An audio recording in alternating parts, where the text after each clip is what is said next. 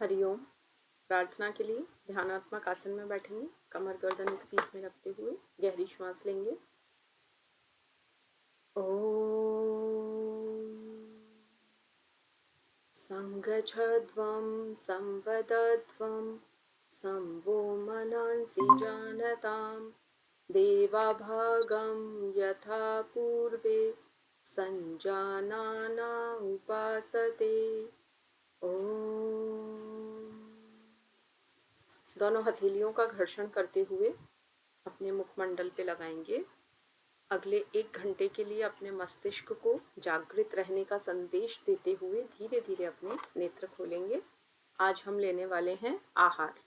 आप सिलेबस निकालिए एक बार सभी, और उसमें यूनिट 6 में डाइट वाला पार्ट निकालिए और उसे देखिए कि उसमें कितना आपका कवर हो चुका है और अभी हमें क्या पढ़ना है। आपने एनाटॉमी फिजियोलॉजी कंप्लीट कर लिया, उसके जस्ट बाद आहार एवं पोषण है। इसमें आहार एवं पोषण की मूलभूत अवधारणाएं, घटक, पोषण की समझ होनी चाहिए, इसके संबंध में जो शब्दावली है। अब आहार की अवधारणा क्या है, आहार के घटक क्या है, अब इसमें स्थूल सूक्ष्म वो सब आएंगे। लेकिन एक जो इसका इम्पॉर्टेंट पॉइंट है वो आज हम कंप्लीट करने वाले हैं, जो आपकी एक और यूनिट को भी कवर करेगा। वो है आपकी 5th यूनिट। तो इसमें हम ये जो 2nd नंबर का पॉइंट है वो पढ़ने वाले हैं, आहार की यौगिक अवधारणा एवं जीवन शैली के प्रबंधन में इसकी प्रासंगिकता। तो अभी आप इसको टिक कर लीजिए, पॉइंट 2 जो अभी हम पढ़ने वाले हैं। तो यौगिक अवधारणा की बात आ रही है तो पहले उसमें आपको परिभाषा बताई जाएगी।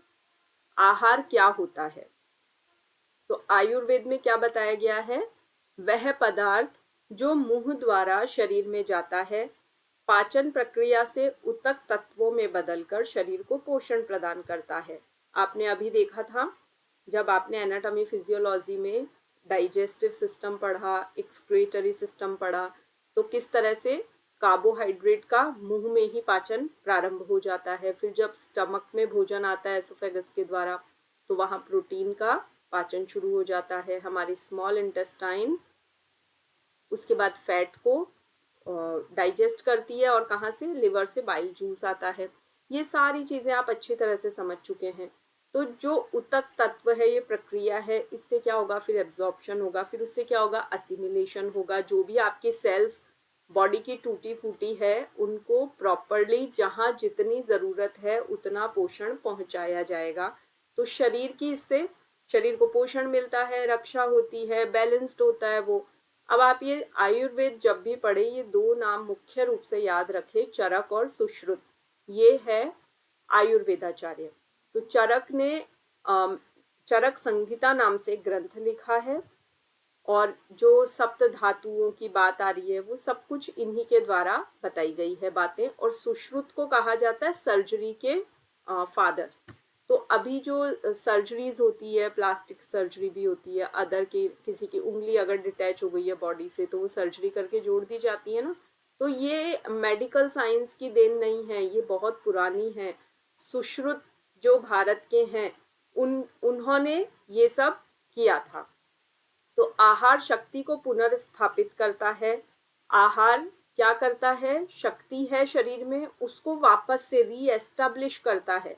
हमारे भीतर आनंद बढ़ाता है, स्मृति यानी हमारी मेमोरी अच्छी करता है, हमारा ओज बढ़ता है, और हमारी पाचन शक्ति को बढ़ाता है। तो सबसे इम्पॉर्टेंट चीज़ जीवन में अगर कोई है तो वो आहार है। क्योंकि आहार क्या है, जैसा खाए अन्न वैसा होए मन। हम जैसा आहार खाते हैं वैसा ही हमारा मन होता है, वैसे ही हमारे भीतर विचार आते हैं। अगर हमने सात्विक कमाई से यानी अच्छी तरह से मेहनत से जो पैसा कमाया है, उस पैसे से अन्न खरीदा है और उसको बहुत प्रेम से बनाया और शांति पूर्वक चबा चबा के खाया, तो हमारा पाचन बहुत अच्छा होगा। और अगर हमने ये फॉलो नहीं किया, सपोज कोई चोर है, वो चोरी का धन लेके आता है, तो उसके बच्चों में कैसे संस्कार आएंगे, बिल्कुल भी अच्छे संस्कार नहीं आएंगे। लूट लो, किसी और का ले लो, छीन लो, किसी को परेशान करो, वायलेंट फीलिंग आएगी उनमें। तो जब भी अगर कभी आपके मन में कोई गलत विचार आए तो आप ये मत सोचना क्या सोचा था, पहले ये सोचना क्या खाया था। किसी ऐसे व्यक्ति के घर हम भोजन करके तो नहीं आए। इसलिए कहते हैं ना हर किसी के यहाँ नहीं खाना चाहिए, और स्पेशली हम व्रत करते हैं या जैसे हम कहीं धार्मिक तीर्थ यात्रा पे गए, गोवर्धन जी धाम गए परिक्रमा करने, और वहाँ बीच बीच में भंडारे होते हैं, कुछ मुफ्त का बंटता रहता है, तो नहीं लेना चाहिए। वो इसलिए नहीं लेना चाहिए क्योंकि पता नहीं देने वाले का क्या भाव था, उसने वो पैसा ईमानदारी से कमाया या बेईमानी से, तो वो हमारे विचारों को भ्रष्ट बनाता है। इसलिए बहुत सावधान रहना है आहार के बारे में। तो आज आप ये पढ़ने वाले हैं, बहुत इंटरेस्टिंग और बहुत इजी टॉपिक है, और इसमें से प्रश्न बनते हैं, निश्चित रूप से आते हैं नेट जीआरएफ में, तो अच्छी तरह तैयार कर लेना। तो आयुर्वेदाचार्य चरक ने पहले तो वर्गीकरण यानी क्लासिफिकेशन किया है खाद्य पदार्थ का। अब पहले तो सोर्सेस के अनुसार क्लासिफिकेशन देखिए कि या तो होगा पशुओं के द्वारा हमें दूध दही पनीर ये सब गाय भैंस बकरी इनसे मिलते हैं, और वनस्पति मूल क्या होते हैं, जो भी हम सब्जियां फल अन्न दालें तिलहन ये खाते हैं, मोटा अनाज, वो सब क्या है, वनस्पति के द्वारा मिला है। अब हम उनको लेते कैसे हैं, तो या तो हम लिक्विड फॉर्म में लेते हैं, दूध है वो हम पी रहे हैं, और उसी का पनीर बना है उसे हम चबा के खा रहे हैं। तो इस तरह से ये अलग अलग कैटेगरी हो गई ना, सेवन अलग अलग हो गया। आप दही का रायता भी बना सकते हैं, और आप दही से कढ़ी भी बनाते हैं, तो वो अलग कैटेगरी से अलग तरीके से खाई जाती है। अब गुणों के आधार पे भी भोजन को अलग अलग प्रकारों में बांटा गया है। अब देखिए, भोज्य, भक्ष्य, चर्व्य, लेह्य, चुष्य और पेय, ये शब्द आपने पहले ना भी सुने हो तो इनका अर्थ बहुत आसान है, अभी आपको समझ में आ जाएगा। टेस्ट के आधार पे 6 प्रकार के इनके प्रकार है, और 12 प्रकार के समूह यानी ग्रुपिंग की गई है। सबसे पहला आया हमारा भोज्य, ये यहाँ जो दिख रहा है इसकी डिटेल देखिए। देखिए, जब भी कभी हमारा पेट खराब होता है तो घर में खिचड़ी बनती है ना, या घर में कोई बुजुर्ग है दांतों की समस्या उन्हें, तो उन्हें खिचड़ी दलिया अच्छी तरह से पका हुआ हम दाल चावल हलवा ऐसी चीजें खिला देते हैं ना। तो इसमें क्यों डॉक्टर क्यों हमें सॉफ्ट डाइट खाने की कहते हैं, जैसे किसी की सर्जरी हुई है तो 2-3 दिन बाद जब खाना अलाउ करते हैं तो डॉक्टर चपाती सब्जी के लिए मना करते हैं ना, क्योंकि उसे ज्यादा चबाना पड़ता है। डॉक्टर सॉफ्ट डाइट बोलते हैं, वो क्यों बोलते हैं, क्योंकि ये ज्यादा चबाना नहीं पड़ता और आसानी से निगला भी जा सकता है। अब भक्ष्य क्या है, जिसे बहुत चबाना हो। अब आप रोटी चावल फल ये खाएंगे अगर, तो आपको बहुत चबाना पड़ेगा। अब फलों में भी कैटेगरी कर सकते हैं, बनाना को ज्यादा नहीं चबाना पड़ता, केला आप आसानी से थोड़ा सा चबा के निगल सकते हैं, लेकिन वहीं अगर नाशपाती खा रहे हैं बहुत अच्छी तरह चबाना पड़ेगा आपको। फिर है चर्व्य, तो जिसको थोड़ा और कठोर हो गया, देखो भक्ष्य से भी ज्यादा कठोर चर्व्य हो गया, और चबाना है। आप गन्ने का रस चूसना चाह रहे हो, मुंह में लिया है, तो आपके दांतों को बड़ी अच्छी ताकत लगानी पड़ेगी। आप ड्राई फ्रूट्स खा रहे हो, काजू बादाम अखरोट सूखे मेवे कोई भी खाओ, आपको ज्यादा देर तक उन्हें चबाना पड़ेगा, और जब तक वो मुंह में पेस्ट नहीं बन जाते आप उन्हें मत निगलिए, नहीं तो आंतों को पचाने में बहुत ताकत लगानी पड़ेगी। फिर है लेह्य, तो जैसे शहद है चटनी है, ये लेह्य है। आप लोग सर्दी में अगर घर पे च्यवनप्राश लाते हैं ना, तो उसे भी लेह्य की श्रेणी में रख सकते हैं। आपको अगर द्राक्षा वले है पता है कि अंगूरों की चटनी बनती है पीस के, उसे गर्मी में खाया जाता है। गुलाब के फूलों का गुलकंद बनता है, हमारे घरों में गर्मी में आता है क्योंकि वो बहुत शीतलता देता है, तो वो चटनी फॉर्म में रहता है ना, उसमें मिश्री मिली रहती है, तो उसे क्या कहेंगे, लेह्य। और फिर चोष्य क्या है, जिसको चूसा जाए। अब आम है, मैंगो शेक बनाना एक ऑप्शन है, लेकिन मेनली आम को हम इस तरह से थोड़ा सा सॉफ्ट करके और चूस लेते हैं। संतरा है, जूसी होती है, तो जो जूसी चीजें हैं वो चोष्य कहलाती है। अब ये नेचुरल फॉर्म में भी होती है और कुछ चीजें हम खुद बना भी लेते हैं। तो ये अभी हमने ये जो टाइप्स पढ़े ना, अब इसमें पेय में पीने योग्य ले लीजिए। जितने भी जूस है, छाछ होती है, मट्ठा, बटर मिल्क, ये सब पेय में आ जाएगा। तो ये सारी कैटेगरी हुई अभी हमारी, टाइप्स हुए आहार का, आहार के वर्गीकरण। अब आयुर्वेद के अनुसार क्या है, तो इसको जीवन का मूल बताया है। देखिए उपनिषद अब आप पढ़ेंगे, यूनिट 2 आएगी, उसमें आपको पढ़ने को मिलेगा अन्न ब्रह्म है। अब आप वो लाइन पढ़ के सोचेंगे अन्न ब्रह्म है, ये क्या बात है, ब्रह्म तो भगवान को कहते हैं, अन्न कैसे ब्रह्म हो गया। तो आपको उसकी बहुत डिटेल अच्छी तरह से उपनिषदों के अनुसार पढ़ने को मिलेगी। तो वैसे ही आप आयुर्वेद के अनुसार भी ध्यान रखेंगे, अन्नम वही प्राण है, जो शरीर मन और आत्मा के पोषण में सहायता करे वो आहार है, और ये जीवन का मूल है, आधार है ये।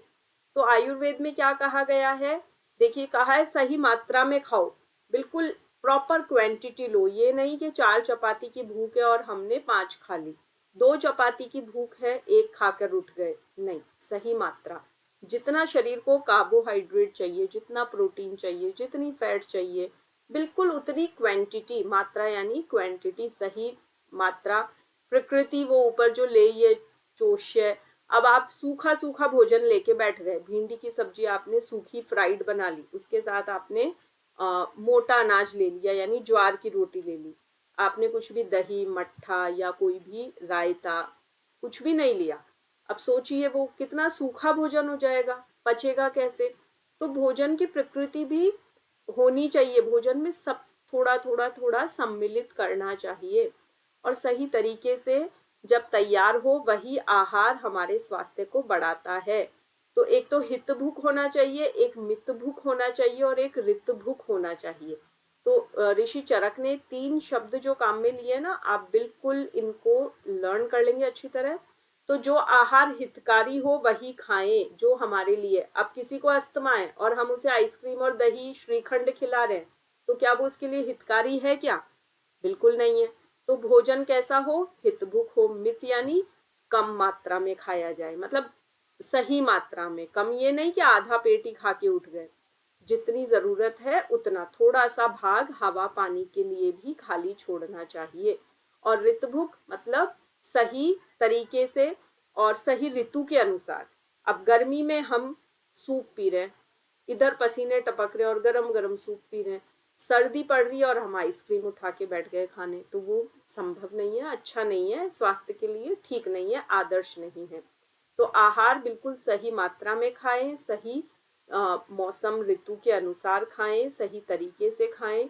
भोजन को बनाते समय पोषक तत्वों का ध्यान रखें, भोजन को इतना ज़्यादा नहीं पकाएं कि उसके सारे पोषक तत्व ही नष्ट हो जाए। जैसे अभी नींबू के लिए बोलते हैं, विटामिन सी मिलता है उससे, लेकिन जैसे ही उसको आप गैस पे ले जाइए, आँच के पास ले जाइए, अग्नि के पास ले जाइए, विटामिन सी उड़ जाएगा उसका। तो कभी भी जब सब्जी बनती रहती है हम उसमें नींबू नहीं निचोड़ते हैं। दाल में हम नींबू कब लेते हैं, जब हम भोजन करने बैठते हैं उस समय निचोड़ते हैं। तो आपको ये सारे तरीके पता होने चाहिए। विपरीत आहार कभी नहीं करें।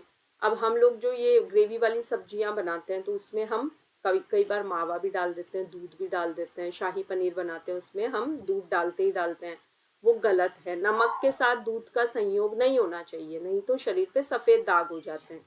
आजकल ये प्रॉब्लम कितनी देखने में आ रही है, शरीर पे मोस्टली लोगों के दिखने लग गए, छोटे छोटे सफेद सफेद स्पॉट्स रहते हैं। तो ये विपरीत आहार करने की वजह से होते हैं। कहते हैं सुबह सुबह फ्रूट्स खाने चाहिए, भाई केला और संतरा तो बिल्कुल नहीं खाना चाहिए भूखे पेट। तो ये पता होना चाहिए ना हमें कि कब क्या कितनी मात्रा में कितने समय किस ऋतु में खाना चाहिए। अब सारी सब्जियां 12 मास आ रही है, आप मार्केट में जाइए कोई कैटेगरी नहीं है। गोभी शिमला मिर्च आपको भर गर्मी में भी मिलेगी, और सर्दी में आपको मूली भी मिल जाएगी। तो ऐसा नहीं करना है, जो भी मौसमी फल और सब्जी है आप वही ऋतु के अनुसार लेवें, बिना ऋतु के उसको नहीं लेवें। तो आहार के बारे में ऐसा नहीं है आपको नेट जेआरएफ क्वालिफाई करने के लिए ही पढ़ना है, आप अपनी डेली लाइफ में, योग के स्टूडेंट्स हैं हम लोग, तो हमको अपनी डेली लाइफ में ये सब ट्रेड्स फॉलो करने चाहिए, उससे हम हेल्दी रहेंगे। ठीक है, समझ में आता जा रहा है, आगे बढ़े। अब देखिए ऋषि चरक ने 8 विशेष बातें बताई है जिससे भोजन आदर्श बनता है। एक तो स्निग्ध होना चाहिए, मतलब उसमें अच्छी मात्रा में चिकनाई होनी चाहिए। कई लोग है ना चपाती पे घी नहीं लगाते हैं, कहते हैं फैट बढ़ा हुआ है, हम तो ओवरवेट है, हम तो ऐसे ही खाएंगे, रूखी रूखी चपाती खा लेते हैं। नहीं करना चाहिए, स्निग्ध होना चाहिए, हर भोजन में चिकनाई होनी चाहिए, ताज़ा बने। कभी भी बासी पहले लगा हुआ जो आटा है गूंदा हुआ उसकी चपाती ना बनाएं। सुबह के रखे बासी चावल दाल नहीं खाने हैं। फ्रिज में रखने के बाद भी मान लीजिए ये कि वो ताज़ा नहीं माना जाएगा। तो भोजन में ताजगी का भी उतना ध्यान रखें, स्वाद भी अच्छा होना चाहिए। ऐसा नहीं कि पोषण के चक्कर में ऐसा बना के रख दिया, टेस्ट ही नहीं आ रहा, देख के बच्चे इम्प्रेस ही नहीं हो रहे, देखते ही मना कर दे, नहीं हमें नहीं खाना है, भोजन दिखने में ही अच्छा नहीं लग रहा, स्वाद भी अच्छा नहीं है। एकांत स्थान होना चाहिए। भीड़ कोलाहल, शोर मचा रहे हैं, टीवी चल रहा है, बच्चों पे चिल्ला रहे हैं और भोजन खाए जा रहे हैं, वो भोजन बिल्कुल भी आपको फायदा नहीं देगा। मानसिक स्थिति सही होनी चाहिए। बहुत चिंताएं चल रही है और बैठे बैठे भोजन चबाते चबाते सारी चिंताएं उसी समय की जा रही है, तो बिल्कुल नहीं, मानसिक स्थिति शांत रखनी है। समय का ध्यान रखें, हमेशा दिन में 12 बजे से पहले भोजन कर ले। दोपहर का ब्रेकफास्ट, लंच और डिनर का कंसेप्ट छोड़ देना चाहिए। 2 टाइम्स मील करना चाहिए, यानी आपको एक समय सुबह लगभग 11 बजे आप अगर भोजन कर लेते हैं तो आपको अलग से नाश्ता नहीं करना है।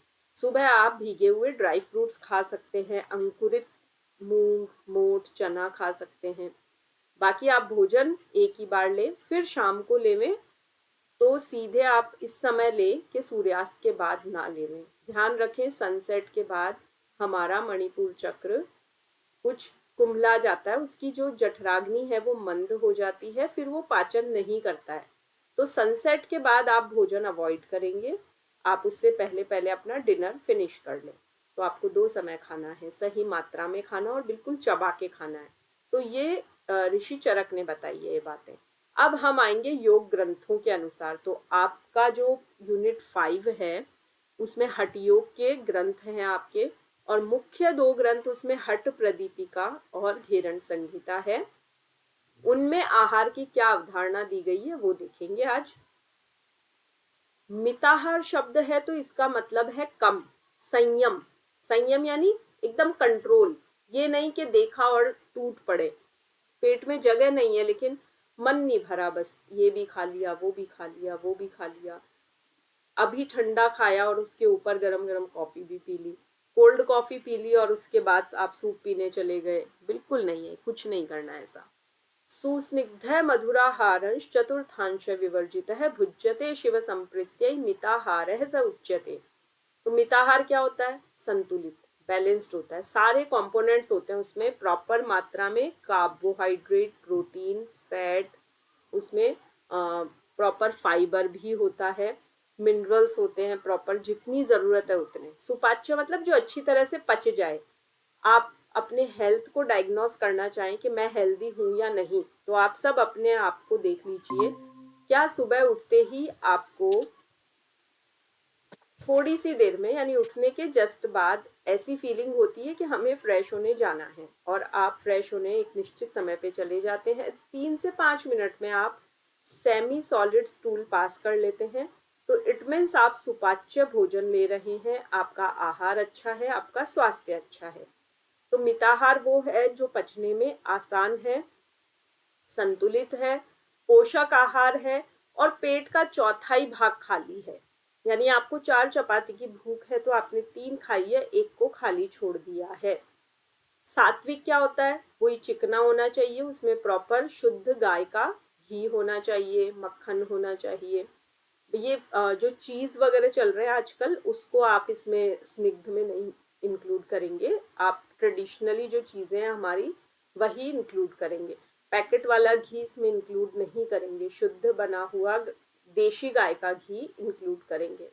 मधुर होना चाहिए। अब मधुर का ये मतलब नहीं आप खूब चीनी खा रहे हैं, चीनी को मधुर नहीं मानते हैं। आप भले ही कहेंगे गन्ने से ही तो बनी है, लेकिन आर्टिफिशियली बनी है, तो बिल्कुल आप इंक्लूड नहीं करेंगे। ऐसी चीजें खाइए, अभी चीकू आता है, केला आता है, आम है, खजूर है, ये नेचुरली मीठे है ना, स्वाभाविक रूप से किशमिश है। ड्राई फ्रूट्स में भी ऐसी कैटेगरी है जो मधुर है, तो आप वो वाला मीठा खाइए, आपको बिल्कुल भी चीनी वाला मीठा नहीं खाना है। सुपाच्य जो अच्छी तरह पचे, तो ये योग साधना के लिए ये ऐसे आहार उत्तम होते हैं। अब संयम भी रखना है, ये नहीं ठूस ठूस के खा लिया। गरिष्ठ यानी जो पचने में भारी रहे, जैसे फ्राइड चीजें, कचौड़ी, समोसा, पूरी, ये पचने में बहुत भारी होते हैं, गरिष्ठ फ्राइड आइटम्स। और असंतुलित भोजन भी योग के लिए बाधक है। तो भोजन में संतुलन होना चाहिए। मॉडर्न डाइट्स के जो डाइट के 6 कंपोनेंट्स हैं वो प्रॉपर बैलेंस में होने चाहिए। तो उसे कहेंगे हम मिताहार। अब हट प्रदीपिका का ही देखिए, पुष्टम सुमधुरम स्निग्धम गव्यम धातु प्रपोषणम मनोभिलषितम योग्यम योगी भोजन माचरेत। योगी का भोजन कैसा होना चाहिए? पुष्ट करने वाला, धातुएं आपने आयुर्वेद में 7 धातुएं पढ़ी होगी, रस, रक्त, मांस, मेद, अस्थि, मज्जा, शुक्र, उनका ये पोषण करे। और मधुर हो, यानी नेचुरली मीठा हो। योगियों को मधुर भोजन करना चाहिए, खट्टे, कड़वे, तीखे ऐसी चीजों का त्याग करना चाहिए। स्निग्ध, चिकनाई वाली चीजें खाए, सूखी सूखी ना खाएं। गव्यम, गाय के दूध से बनी चीजें प्रयोग में लेवे, जो ये धातुओं का पोषण करे और मन को अच्छा लगे। मन को भी तो रुचना चाहिए, ये नहीं मन को अच्छा ही नहीं लग रहा और खाए जा रहे हैं। तो योगी का भोजन ऐसा होना चाहिए। ठीक है, आगे बढ़ेंगे। देखिए 2 शब्द अच्छी तरह याद कर लेना, पथ्य और अपथ्य। इसमें निश्चित रूप से एनटीए 2 क्वेश्चंस बनाता है, आपको 2 प्रश्न मिलेंगे ही मिलेंगे। 4 नंबर अगर पक्के करने हैं तो इस यूनिट को, इस आज वाली क्लास के कंटेंट को प्रॉपरली तैयार कर लेना। गोधूमशालीय वशिष्टिक शोभनानाम क्षीराज्य खंड नवनीत सिता मधुनी कट्व अम्ल तीक्ष्ण लवणोष्ण हरित शाकम सौवीर तेल तिल सर्ष सर्ष मध्य मत्स्यान। देखिए पहले तो ये शब्दों का अर्थ पता कीजिए, पथ्य और अपथ्य। जैसे कोई बीमार होता है और डॉक्टर कहते हैं कि आपको इन्हें सूप पिलाना है, आपको इन्हें खिचड़ी खिलानी है, तो वो उस बीमार के लिए क्या है? पथ्य, यानी हितकर, बेनिफिशियल। और अपथ्य मतलब जिनकी मनाही है कि इन्हें बिल्कुल भी फ्राइड खाना ना खिलाएं, इन्हें स्पाइसी खाना ना खिलाएं, बाहर का खाना ना खिलाएं। जैसे प्रेगनेंसी में अक्सर डॉक्टर्स मना कर देते ना, बाहर का खाना नहीं खिलाना है, घर का ही खिलाना है। तो जिन चीजों की मनाही होती है वो क्या कहलाता है? अपथ्य। तो पथ्य और अपथ्य का अंतर याद रहेगा। पथ्य जो कहते हैं खाना चाहिए, और जो अपथ्य जिनकी मनाही, प्रोहिबिटेड डाइट। तो पथ्य में क्या है? गोधूमशालीय वष्टिक शोभनानाम, गेहूं, पुराना चावल। चावल ऐसा नहीं इस साल फसल हुई और वो चावल खा लिया, पुराना वाला खाएं। सौंठ, मूंग, मसूर की दाल, गाय के दूध से बने खाद्य पदार्थ, ये योग में अच्छे माने जाते हैं। योगियों को ये वाला भोजन खाना चाहिए। अगर योगी ये भोजन करेगा तो उसका शरीर और मन संतुलित रहेगा और योग साधना अच्छी होगी। आप खूब सारा खाना खा के बैठ जाए, प्राणायाम करें, क्या कर पाएंगे? बिल्कुल नहीं कर पाएंगे। सुबह आप फ्रेश नहीं हुए, आपको स्टूल पास नहीं हुआ और आप आसन करने लगे, आप नहीं कर पाएंगे। तो ये ध्यान रखना है इस तरह से।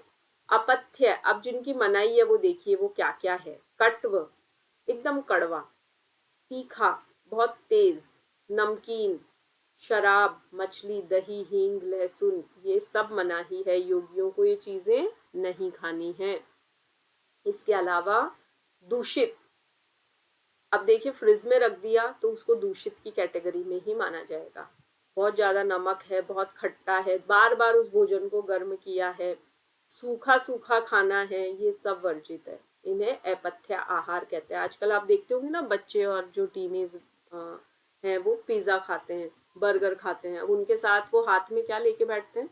सॉफ्ट ड्रिंक की बोतल लेके बैठते हैं ना, कोक या पेप्सी, उसके बिना, स्प्राइट के बिना वो गले ही नहीं उतरता, इतना ड्राई होता है वो। हालांकि उसमें चीज रहता है, बट वो कितनी घटिया क्वालिटी का चीज होता है, उसे हम फैट नहीं मान सकते हैं। उससे बैड कोलेस्ट्रॉल बढ़ता है बॉडी में। तो बच्चों में बीमारियां क्यों फैल रही है? बच्चे ओवरवेट क्यों होने लग गए? बच्चे गुस्सैल क्यों होने लग गए? आजकल हर बच्चे को देख लो, इतना गुस्सा आता है, एंगर मैनेजमेंट नहीं होता, सुसाइडल टेंडेंसीज बढ़ गई है, टीचर्स को, पेरेंट्स को पीट देते हैं पलट के। ये सब क्यों हो रहा है? आहार भ्रष्ट हो गया। माताएं घर पे भोजन नहीं बनाती है, भावना से नहीं बनाती है, और जो बनाती भी है तो बच्चे उनके कुछ ऐसे हो गए हैं, उनकी कुछ संगत बिगड़ गई है कि वो घर का खाना खाना ही नहीं चाहते। तो ऐसा जो सूखा सूखा पिज्जा बर्गर बच्चा खाएगा तो उसको निगलने के लिए उसको सॉफ्ट ड्रिंक की घूंट उस पर लेनी पड़ती है। तो आजकल तो ये डोमिनोज एंड ये सब जो भी चेन है, फूड चेन, ये साथ में कॉम्बो रखते हैं, उसको फ्री भी दे देते हैं सॉफ्ट ड्रिंक को, इसीलिए तो उनको अपनी सेल्स बढ़ानी है, लेकिन ये बहुत नुकसानदायक है। तो हमें ध्यान रखना है हम अपने बच्चों में ऐसी हैबिट्स नहीं डालें। तो ये अपथ्य आहार है। अब ये ग्रंथ कितना पुराना है बोलिए आप, ये 17वीं शताब्दी में लिखा हुआ ग्रंथ है और आज भी रेलिवेंट है। अब घेरण संहिता के अनुसार आहार क्या है वो देखिए। लघु पाकम प्रियम स्निग्धम तथा धातु प्रपोषणम मनोभिलषितम योग्यम योगी भोजन माचरेत। तो हल्का सुपाच्य स्निग्ध भोजन है तो वो शरीर को भी शक्ति देगा और मन भी बहुत ऊर्जावान बनेगा, मन में संतोष का भाव रहेगा। काठिन्यम दुरितम पूतिम उष्णम पर्युषितम तथा अतिशीतम चातिशोषणम भक्ष्यम योगी विवर्जयेत। तो बहुत अधिक कठोर भोजन, बासी, ज्यादा गर्म, या तो बहुत गर्म कर लिया, इतना तेज गर्म है अभी गैस से उतारा, माइक्रोवेव से निकाला और खाने बैठ गए, या इतना ठंडा है फ्रिज से निकाला, उसको नॉर्मल भी नहीं किया, तो वो योग साधना के लिए अवांछनीय, मतलब नहीं लेना चाहिए, योगियों को नहीं खाना चाहिए। अब अभी आपने क्या पढ़ा, योग ग्रंथों के अनुसार, तो इसमें आपने पढ़ा है योग ग्रंथों के अनुसार, तो इसे क्या कहेंगे, मिताहार। बिल्कुल एकदम अभी का अभी लर्न कर लीजिए आप लोग कि हठ योग के अनुसार मिताहार। और अब आप पढ़ रहे हैं राजयोग। राजयोग में सबसे मुख्य ग्रंथ है श्रीमद् भगवद गीता और पातंजल योग सूत्र, ये दो ग्रंथ है, बिल्कुल लर्न कर लीजिए, इसको क्रैम कर लीजिए। तो श्रीमद् भगवद गीता के अनुसार ये क्या है, युक्ताहार। नोट करेंगे अभी का अभी आप लोग, हठ प्रदीपिका या हठ योग ऐसे लिख लीजिए। हठ योग के अनुसार मिताहार और राजयोग के अनुसार युक्ताहार, युक्ताहार। तो अभी हम पढ़ने वाले हैं श्रीमद् भगवद गीता के अनुसार आहार की अवधारणा। अब आप इसमें रेफरेंस नोट करेंगे 17.8, 17.9 और 17.10। ये 3 श्लोक सीक्वेंस से दिए हुए हैं। जैसे आप 3 गुण पढ़ते हैं सत्व रज तम, वैसे ही 3 प्रकार के आहार होते हैं। सात्विक आहार, इसमें से एक प्रश्न हर साल आता है, हर टर्म में आता है, इसको इतना पक्के से लर्न कर लेना। आज आप लोगों को मैं ये टास्क दे रही हूँ कि आपको ये तीनों श्लोक लर्न होने चाहिए। आप ये मत समझना कि अब पढ़ लेंगे, 2 महीने बाद पढ़ लेंगे, 1 महीने बाद देखेंगे, आज तो फेस्टिवल है। अगर आपको 2 नंबर अपने पक्के करने आज की डेट में, तो ये 3 श्लोक लर्न कर लेना। और आपको हिंदी तो समझनी ही है, हिंदी समझने से काम नहीं चलेगा, क्योंकि आजकल एनटीए क्वेश्चंस ऐसे बना रहे हैं नेट जेआरएफ में कि आपको ये संस्कृत की कुछ लाइंस दे दी, ये वर्ड्स दे दिए, इनकी सीक्वेंस चेंज करके दे देंगे कि इसको सही सीक्वेंस में लगाइए। तो आपको जब तक श्लोक लर्न नहीं होगा तब तक आप प्रॉपरली इसको सॉल्व नहीं कर पाएंगे। तो मेरा ये पर्सनली आपको सजेशन है कि आज रात को एक टास्क रखिए कि ये तीनों श्लोक 10 बार 15 बार रीड करके ध्यान से सोएंगे। सुबह उठते ही पहला ख्याल क्या आना चाहिए, ये 3 श्लोक। ठीक है, 2-3 दिन का टास्क ले लो, इतना अच्छे से लर्न हो जाएगा और 2 नंबर कहीं नहीं जाएंगे आपके। इसमें से आ रहे हैं क्वेश्चंस और जिस पैटर्न से आ रहे हैं, आपको पीवाईक्यूज करवाएंगे तो पता लगेगा। आप खुद भी करते होंगे, अभी संडे को तो पता लग रहा होगा।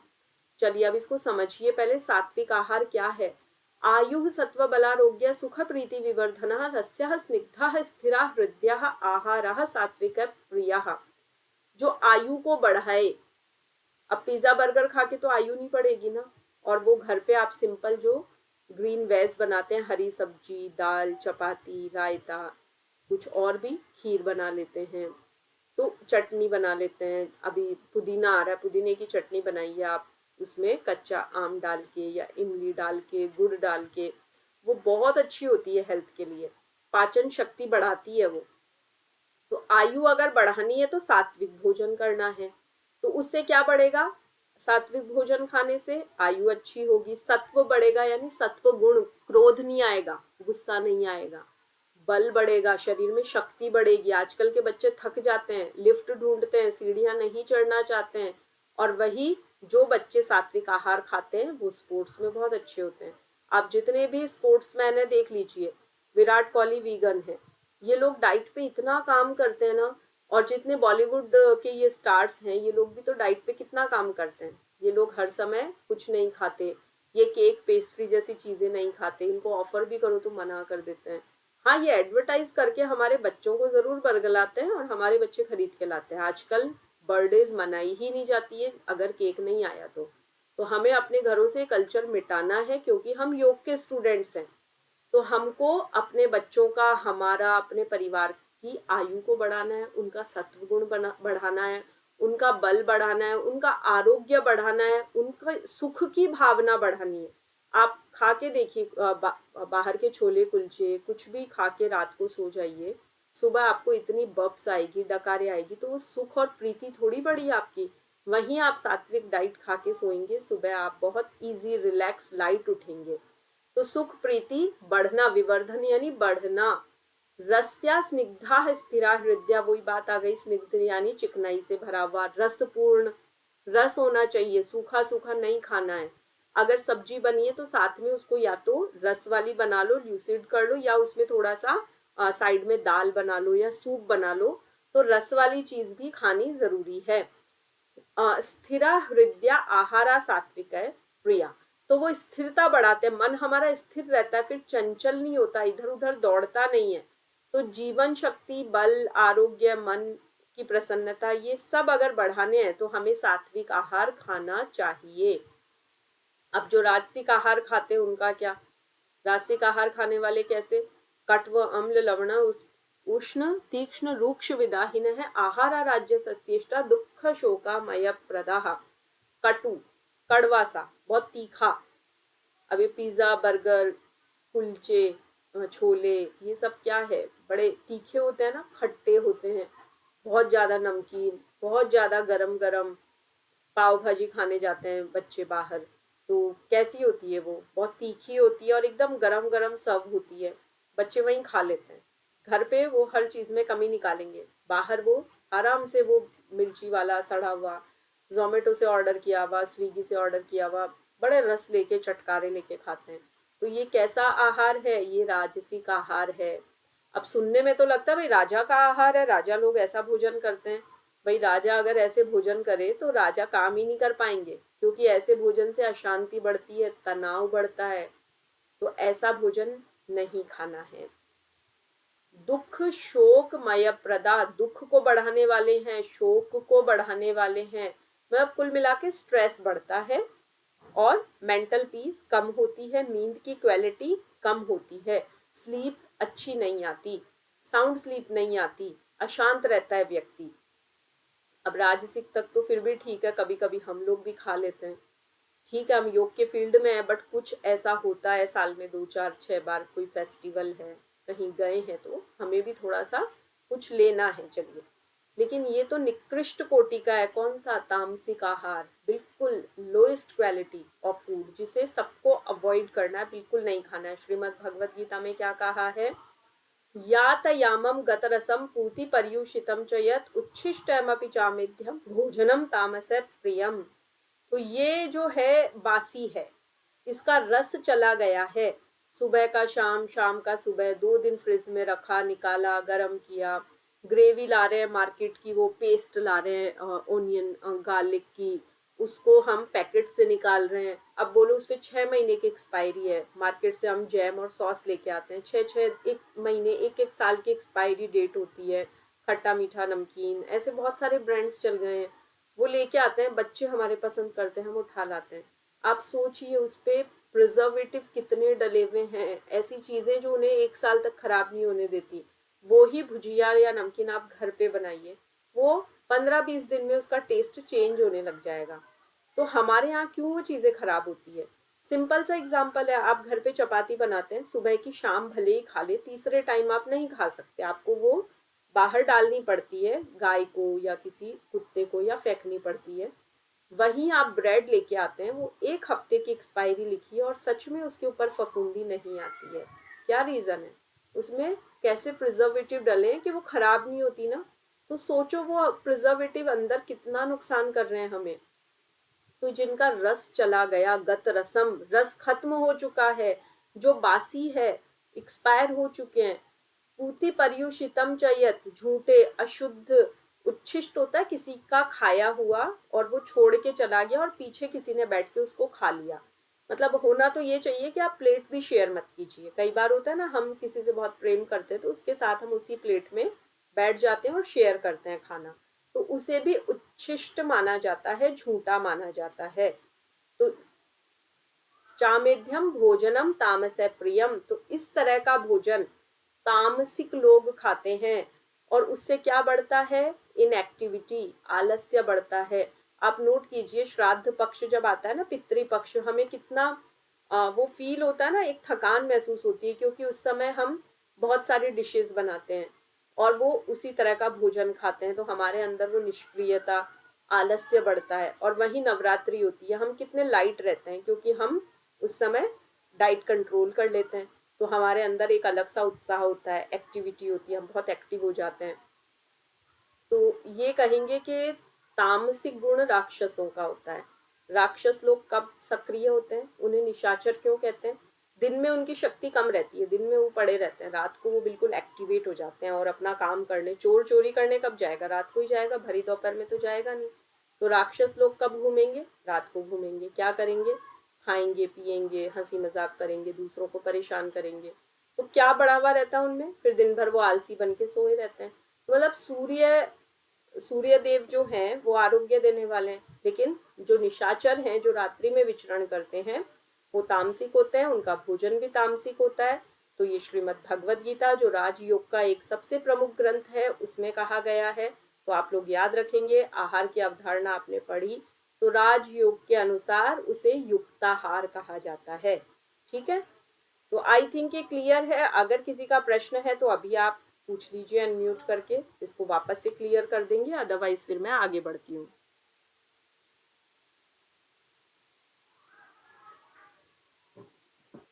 कोई डिफिकल्टी नहीं है, समझ में आ गया? फिर मैं पूछ लूंगी लास्ट में आपसे, और कल मैं ये श्लोक सुन लूंगी, श्रीमद् भगवद गीता वाले 3 श्लोक लर्न होने चाहिए हमें, बहुत इंपॉर्टेंट है ये। चलिए, अब मैं इसको डिटेल में ले रही हूँ। आपने जो घेरण संहिता और हठ प्रदीपिका के ऊपर जो श्लोक पढ़े हैं ना, उनको मैं डिटेल में इसलिए ले रही हूँ कि आपका जो 5th यूनिट है उसमें से भी जो प्रश्न बनते हैं ये जरूर आते हैं उसमें से भी। तो यूनिट 5 में आप इनको डिटेल में पढ़ेंगे ही पढ़ेंगे, हठ योग को। बट आहार वाली अवधारणा मैंने यहीं पे कवर कर ली है। देखिए, आपके पास सिलेबस है, अभी निकाल लीजिए, यूनिट 5 में लिखा हुआ है ना, इसमें आप आइए। साधक और बाधक तत्व, घट की अवधारणा, घट शुद्धि, हठ योग में शोधन क्रियाओं की अवधारणा और महत्व, स्वास्थ्य एवं रोग में शोधन क्रियाओं का महत्व, मठ की अवधारणा, हठ योग के साधकों द्वारा पालन किए जाने वाले नियम और विनियम। तो इसमें यहाँ पे एक पॉइंट आता है, ब्रह्मचारी मिताहारी त्यागी योग परायण है। तो मिताहार की अवधारणा यहाँ पे भी आती है, ये दिख रही है यहाँ पे, जो फर्स्ट पॉइंट है हठ योग के ग्रंथ का, उसमें मिताहार शब्द दिख रहा है ना, उसको अंडरलाइन कर लीजिए, वो आज आपका यहाँ कवर हो रहा है। तो आप ये मत समझिए कि हम केवल यूनिट 6 का आहार पढ़ रहे हैं, आप यहाँ पे यूनिट 5 में जो मिताहार की अवधारणा है वो भी पढ़ रहे हैं। तो मिताहार में सबसे पहले अगर बुक है तो आप निकाल लीजिए, घेरण संहिता और हठ योग प्रदीपिका, दोनों के अकॉर्डिंग आज हम क्लियर करेंगे। तो पहले हम घेरण संहिता से शुरू कर रहे हैं, पुस्तक होगी तो बिल्कुल सामने रखिए, बाकी मैंने ये श्लोक सेलेक्ट करके रखे हैं, तो आप अपनी बुक से उनको प्रॉपरली लर्न कर सकते हैं। अब मिताहार क्या है देखिए, मिताहारम विना यस्तु योगारंभम तु कारयेत नाना रोगो भवेत तस्य किंचित योगो न सिद्ध्यति। तो मिताहार के बिना कोई भी साधक अगर योग का आरंभ करेगा तो उसे बहुत सारे रोग हो जाएंगे और उसे योग बिल्कुल भी सिद्ध नहीं होगा। बिल्कुल सीधा सा अर्थ है, संस्कृत कितनी आसान है देखिए।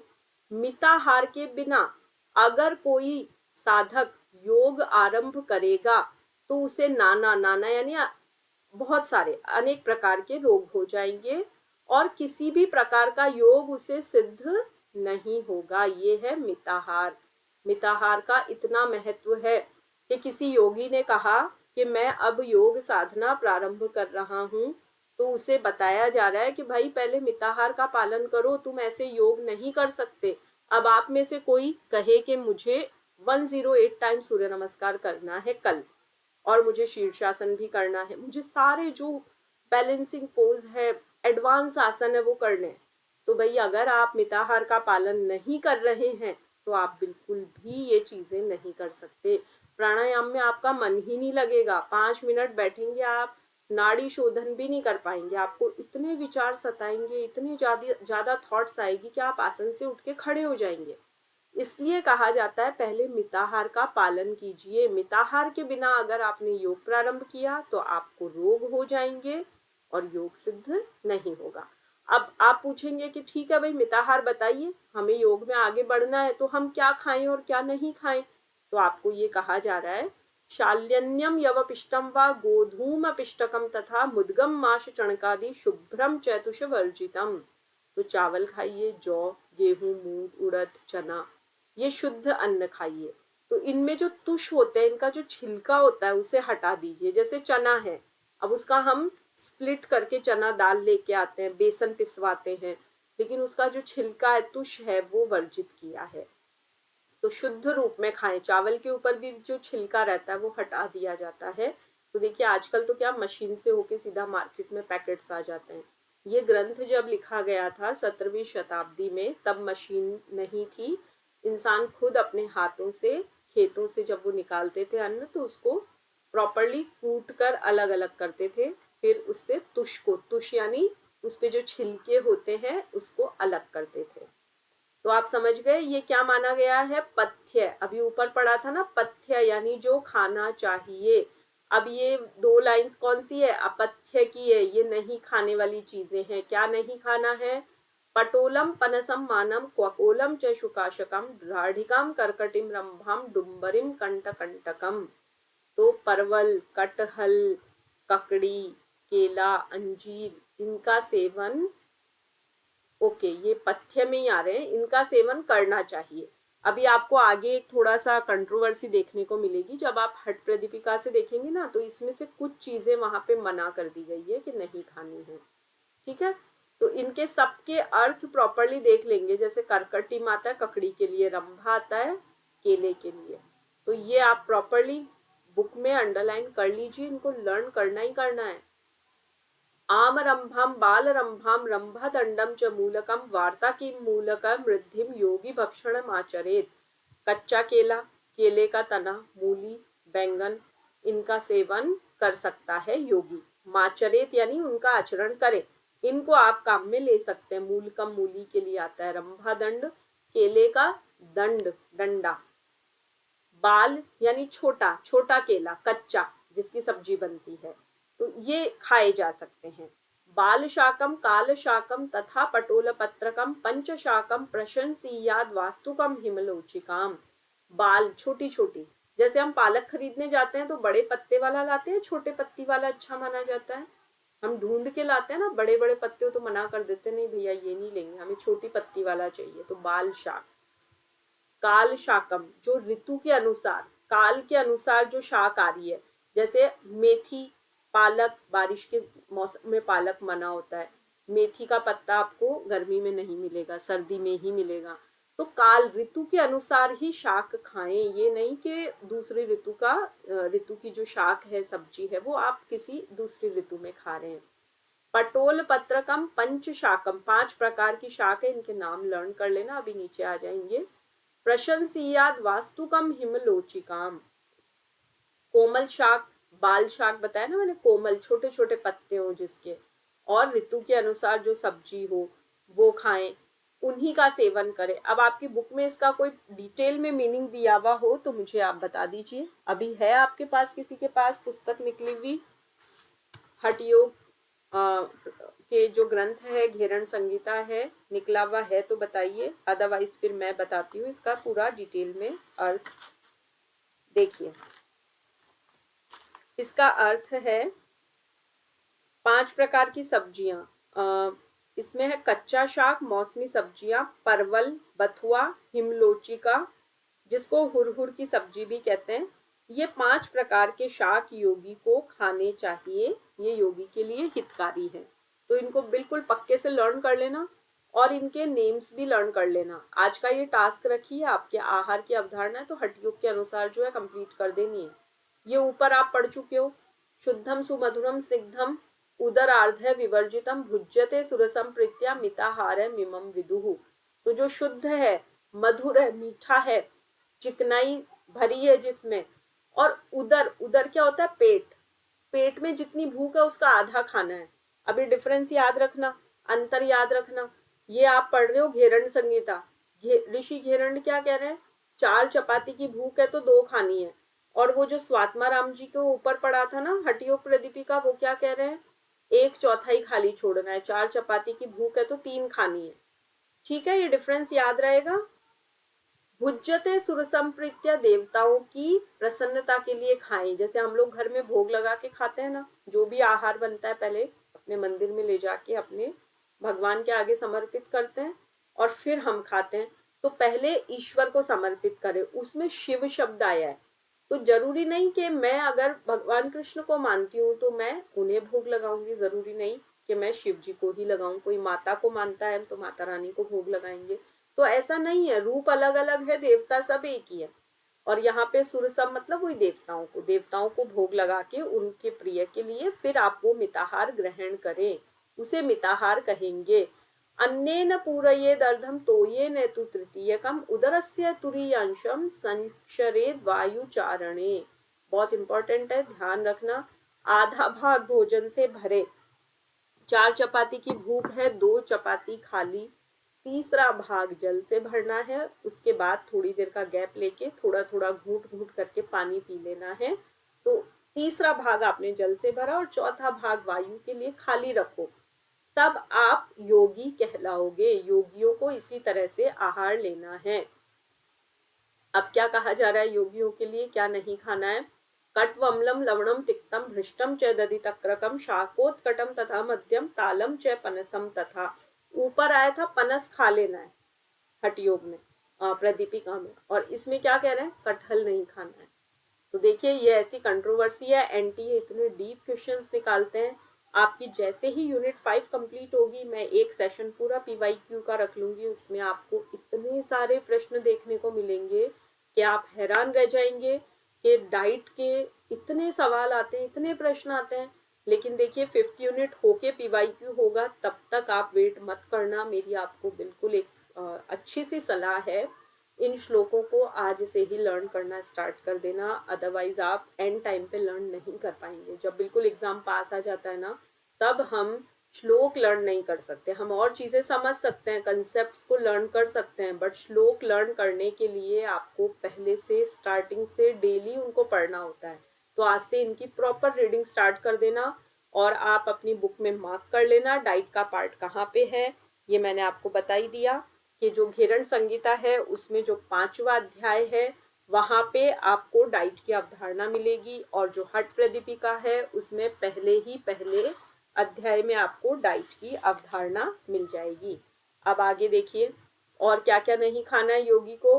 कुलत्थम मसुरम पांडुम कुष्मांडम शाकदंडकम तुम्बिकोला कपित्थम च कंठ बिल्वम पलाशकम। कुलथ ही नहीं खाएं, सर्दी में खाई जाती है, एक कुलथ होता है, लाइक जैसे मोठ होता है उस टाइप से। मसूर नहीं खाना है। कुछ सब्जियां हैं ऐसी जिनके नाम दिए हुए हैं, और लौकी, बेल, जो बिल्व पत्र शिवजी को चढ़ाए जाते हैं ना, उसके ऊपर जो बेल उगता है। हाँ बोलिए, हैंड रेज किया किसी ने, बताइए।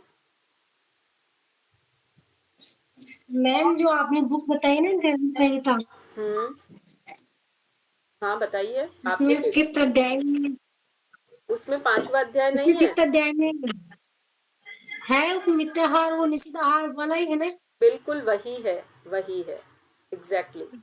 ठीक है और मैम। ये इसमें से बहुत सारे प्रश्न आएंगे, इसको कर लेना अच्छी तरह तैयार, है ना। आज इसको समझ लेना अच्छे से, उसमें मार्क कर लेना और डेली पढ़ना उनको। आपको मैं मेरे नोट्स शेयर करूंगी, मैंने किस तरह से ये संस्कृत के श्लोक लर्न किए थे नोट्स में लिख के। और ये हमें बहुत जल्दी लर्न नहीं होते, डेली पढ़ना होता है, ये एक दूसरे में मिक्स हो जाते हैं, इसलिए मैं कह रही हूँ। चलिए ये सारी चीजें, तुम्बी कोल कपित्थम च कंठ बिल्वम पलाशकम, तो ये जो सारी चीजें हैं इन्हें नहीं खाना है। कदम्बम जम्बिरम बिंबम लकुचम लशुनम विषम काम रंगम पियालम च हिंगु शालमली के मुकम। तो कदम नींबू मोटा वाला, ये जो जम्बीर होता है ना, वो बड़ा वाला नींबू होता है, वो नहीं खाना है। लहसुन नहीं खाना है बहुत ज्यादा। लहसुन विष है, लहसुन क्या है? विष के समान है, जैसे जहर खा रहे हैं। कामरंगम प्रियालम च खट्टे तीखे, हींग आदि ऐसी चीजों का सेवन नहीं करना है। योगारंभे वर्जयेच्च पथि मैम ये स्त्रीवन्ही। कदम क्या होता है? क्या? ये कदम क्या होता है? कदम का पेड़ होता है ना, कदम्ब, उसका जो फल है उस सेंस में। आपको ये सब कुछ मिल जाएगा उसमें डिटेल में। आप बुक से पढ़ेंगे ना, एक एक शब्द का अर्थ मिलेगा। तो पहले कोशिश तो करो संस्कृत पढ़ने की।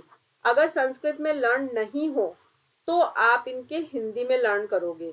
अब इसमें आपको कुछ अलग से नहीं मिलेगा। देखो, कदम्ब, जंबीर, नींबू, लकुच कहते हैं बड़हल को, लहसुन, और कमरख नहीं खानी है, खट्टी खट्टी सी आती है मार्केट में कमरख। चिरौंजी नहीं खानी है, हींग नहीं खाना है, सेमर का फूल, गोभी, गोभी की भी मनाही है इसमें। तो ये आप बुक में से इनका हिंदी प्रॉपर अर्थ निकालेंगे। ठीक है, मैं आपको अभी केवल ये संस्कृत का बता रही हूँ क्योंकि ये सीक्वेंस भी आ जाती है, कैसे भी पूछ लिया जाता है डाइट का पार्ट। ये आपका उसी में 5th यूनिट में ही कनेक्ट होगा, अभी डाइट में नहीं है।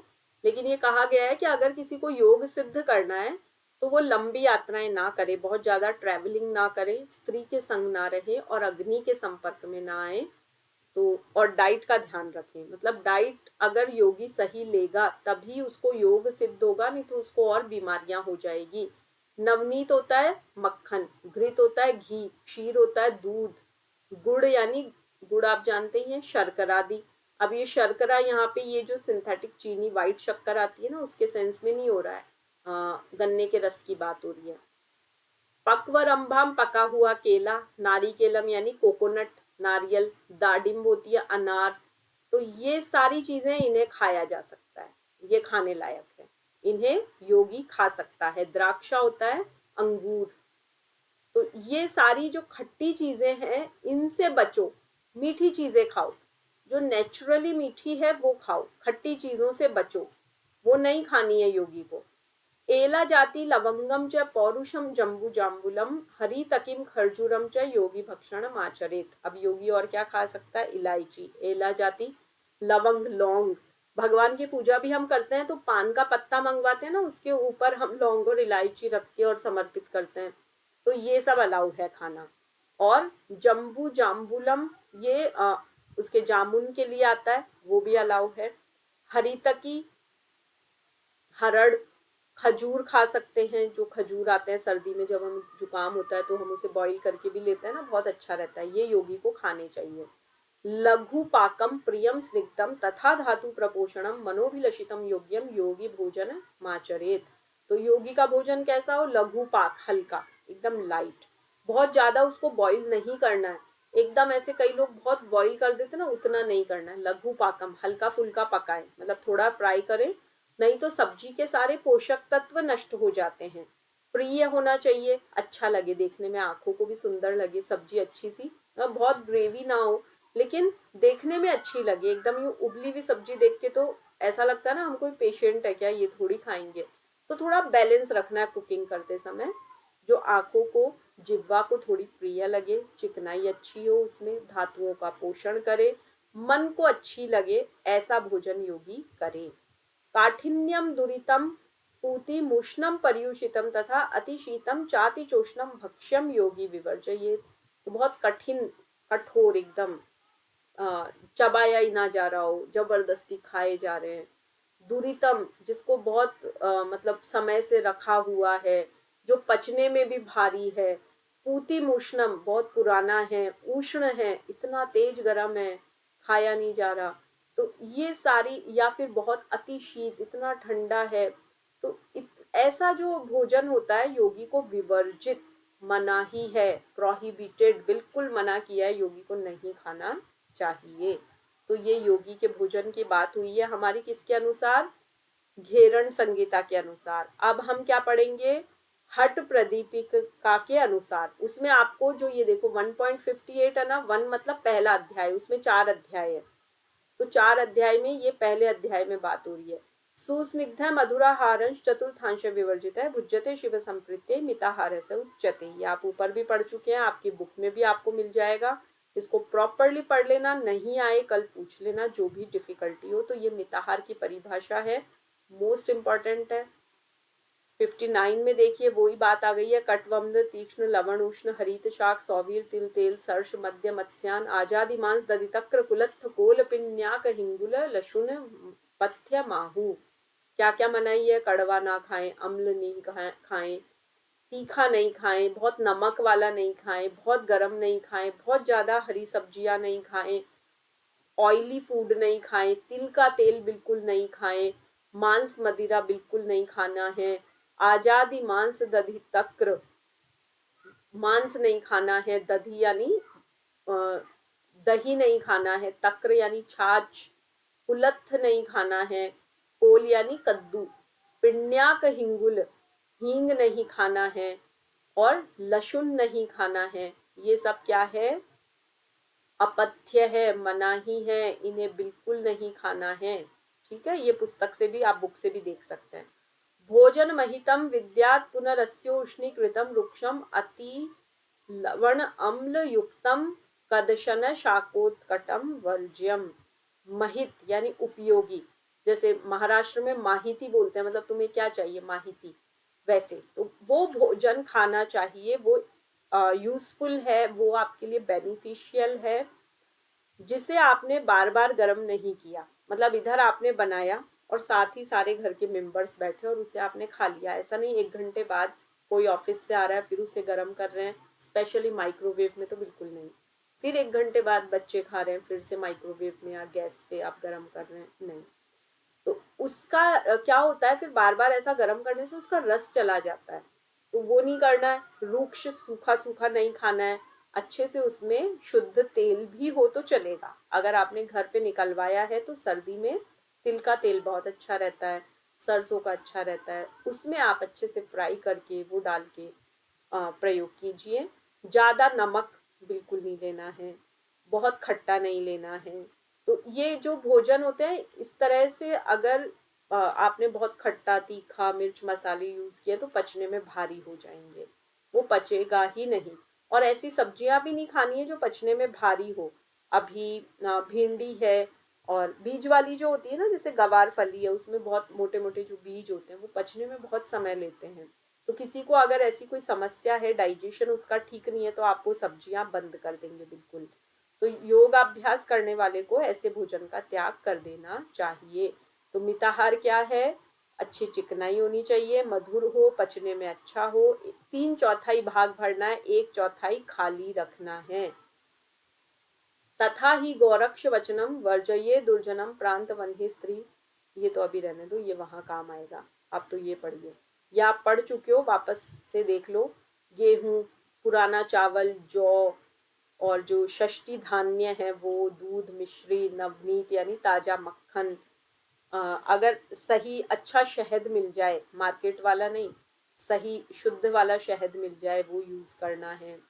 ये सब 5 शाक है, नाम है उनके, वो याद करेंगे। मूंग, जो अच्छे से पचने वाली दालें हैं, शुद्ध जल है, ये सब लेने हैं।